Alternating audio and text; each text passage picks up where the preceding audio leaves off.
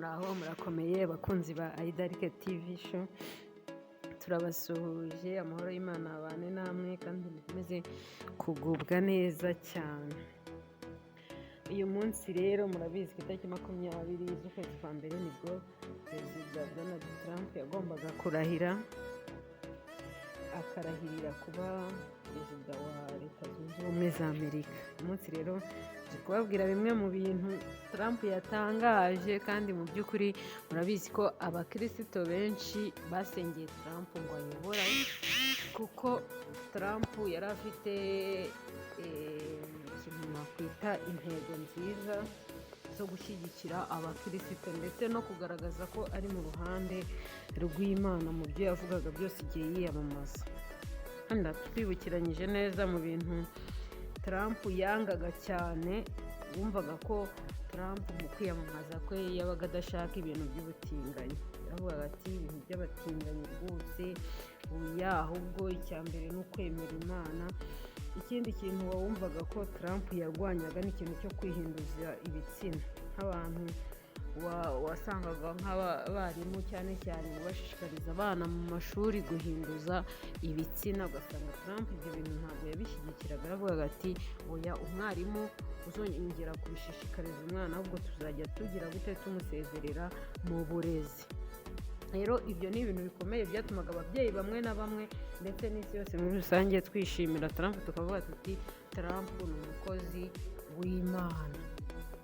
Trump rero hari ibindi bintu yashyigikiraga cyane, yaravugaga yamaganaga cyane abantu b'abaganga bashakaga guhindura ibitsina by'abana, ndetse bakanabishishikariza abantu, bakanavuga ko ari uburenganzira bwabo. Akavuga ati nta mwana wemerewe kwihinduza igitsina mu gihe atarizuza imyaka 18. Akavuga ati Trump icyo yavugaga cyane yaravugaga ati abana bamanze bagwize imyaka y'ubukure, kandi nabwo nibagira 18 ababyeyi babo babe bagira gute, babe babirimo babashyigikiye, babasinyire, babyemeza. Avuga ati uyu mwana twamubyaye ari umuhungu, ariko turabona ko bikwiye ko aba umukobwa. Rero ibyo ni bimwe mu bintu Trump yavugaga, mu by'ukuri ukumva ko abantu benshi bamushyigikiye, kandi twese twarasenga tuvuga tuti Perezida Donald Trump rwose nayobora igihugu nka kiriya cy'igihangange, natwe bizadufasha. Yavugaga rero cyane ko abana batagomba kwihitiramo. Abana ntabwo baba bafite ubushobozi bwo kwihitiramo, kuko rimwe na rimwe barabashukaga, barangiza bakavuga bati nibo babyihitiyemo. Ugasanga umwana yavutse ari umwana w'umukobwa, ariko ngo yihitiyemo kuba umwana w'umuhungu. Ese gute umwana mutoya yaba azi uburyo kuba umwana w'umuhungu yaravutse ari umwana w'umukobwa byaba ari byiza? Ugasanga rero uwo ni umugambi wa satani. Noneho Trump ugasanga arashyigikira umugambi mwiza w'Imana ku muntu. Avuga ati nk'urugero yakundaga gutanga, aravuga ati Imana yaremye umugabo n'umugore, irababwira ngo mubyare mwororoke, yaremye umuryango, none mwebwe mushaka guca umuryango. Ukumva ko mbese abantu benshi, abakirisito benshi rwose ugasanga bakunda Trump cyane, kandi koko nibyo. Trump rero ikindi kintu yakundaga kuvuga, yaravugaga ati icyo Imana yanshigarije ni ukugira ngo nongere nyikorere, nongere ngaragarize isi yose muri rusange ko mu by'ukuri nubashye ko Imana yansigaje. Imana rero yaramurokoye cyane. Trump biragaragara ko rwose ari umuntu wemera ko Imana yamurokoye, wemera ibikorwa by'Imana. Rero uyu munsi nk'uko yari yatowe, nibwo yarahiye ku itariki 20 z'ukwezi kwa mbere, nibwo Trump yarahiriye kuba perezida wa Amerika.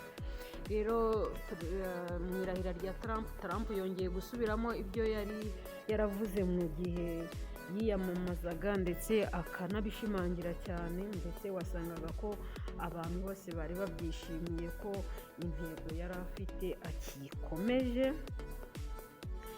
Rwose ni ibintu bikomeye cyane bigaragara. Yongeye kuvuga kuri byo yari yavuze by'imiryango, bimwe mu byo yavuze yongeye avuga ko Imana yamurokoye, kandi ko kuba Imana yaramurokoye abifata nk'ibintu by'agaciro gakomeye. Ibi nabyo yongeye kubisubiramo nk'uko yabivugaga ari kwiyamamaza, yongeye kwerekana ko mu by'ukuri afata nk'Imana ikomeye cyane cyangwa se ifite agaciro. Ikindi avuga ko azaharanira kuzana amahoro. Kumva umuntu uvuga ko azaharanira kuzana amahoro, mu by'ukuri umva ni umukozi w'Imana, kandi kuko Satani nta na rimwe uzigera ubona izana amahoro mu isi, ahubwo icyo Satani aba ashaka ni imirwano n'ibivurungano n'amahane. ariko Trump we wumva ko yavuze mu irahira rye, yavuze ko azaharanira kuzana amahoro. Ikindi avuga ko azaharanira kuzana ubusugire bw'igihugu, ubwo ni ubusugire bwa Leta Zunze Ubumwe za Amerika, ndetse ko hagomba kubaho ubutavogerwa, bagomba guharanira ubutavogerwa mu gihugu. Ikindi kintu nanone yavuzeho ni ukwanga ubutinganyi. Wumva ko Trump igihe cyose aba adashyigikiye ikintu cy'ubutinganyi, no mu irahira rye yarabivuze, n'ubu aracyabikomeje. Ndetse n'ubugizi bwa nabi ko atabushyigikiye nabyo yabivuzeho, ngo ubugizi bwa nabi byo gukoresha intwaro buzarangira. Yavuze ko ikintu byo gukoresha intwaro ndetse n'ubugizi bwa nabi bigomba kurangira. Avuga ku kintu cy'abimukira baza mu buryo budakurikije amategeko, banyuze mu nzira zitari zo, ko nabyo agomba kubikumira. Yongeye gushimira cyane cyane abanyamerika b'abirabura bamushyigikiye cyane.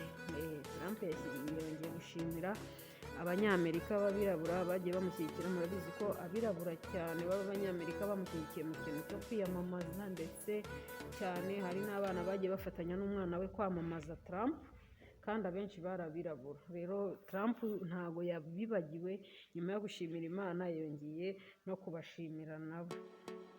Ikindi yavuze ko agomba gukuraho ubucuruzi bw'ibiyobyabwenge. Mwumva ko Trump by'ukuri aracyakomeje intego, avuze ati ngewe ngomba gukuraho ubucuruzi bw'ibiyobyabwenge, ibiyobyabwenge bikavaho rwose. Trump mbese ni umukozi w'Imana, Imana yitoranyirije kugira ngo ayobore isi, ari gukora mu cyimbo cy'Imana mbese. Yego. Ikindi yavuze ko agomba gusubiza abanyabyaha aho baturutse. Mu bindi bintu Trump yavuze ko agomba gusubiza abanyabyaha aho baturutse, ko abanyabyaha nyine mwumva agomba kurwanya abanyabyaha cyane cyane. Ikindi guca gahunda zo kwihinduza ibitsina cyane cyane, izo gahunda nazo rwose Trump yaramaramaje ku kintu cyo kwihinduza ibitsina, kandi avuga ko agomba kunga abantu bafitanye amakimbirane. Murabizi neza ko ari kwiyamamaza, yagiye avuga ko azahagarika intambara hagati ya Ukraine n'Uburusiya, yakunze kwivugaho cyane.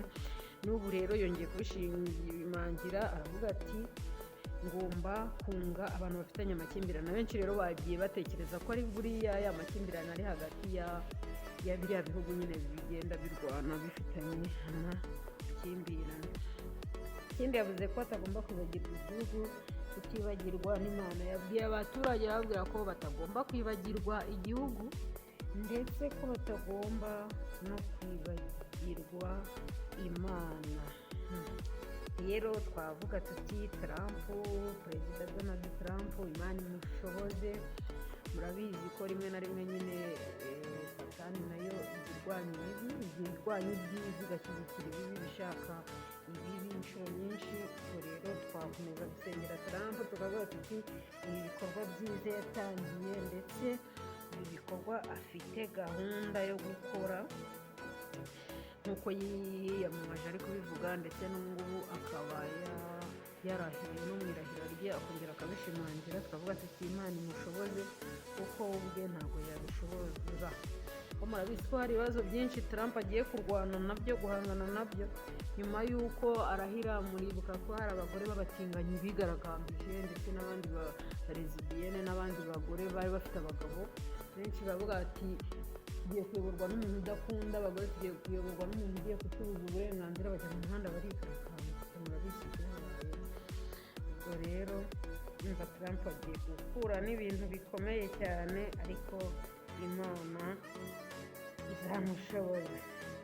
ikindi kiriya gihugu kirimo abantu batemera imana benshi, harimo abatinganyi, harimo abantu bicana, harimo bari abahanzi b'ibyamamare benshi muba muzi ko baba bakorera satani ku mugaragaro. Urumva icyo nacyo ni ikintu Trump agiye kurwana nacyo kitoroshye. Ikindi nka biriya bitaro bikomeye biba bishaka guhindura abana ibitsina, yego biriya nabyo ni imbogamizi Trump azahura nazo zikomeye kandi zitamworoheye, kandi yiyemeje nyine kuzabirwanya. Kandi murabizi ko bariya bantu ari amasosiyete akomeye ndetse bashyigikiwe n'imiryango ikomeye, ndetse n'abariya barimu muri biriya bigo bikomeye biba byigisha bariya abana, bari ibigo bikomeye bishyigikiwe n'abantu bakomeye, ndetse bishobora kugira kubangamira Trump mu miyoborere ye. Urumva rero ko ni ibintu bitoroshye, birasaba ko Imana nyine igaragara mu buyobozi bwa Trump ndetse igakomeza gukora cyane.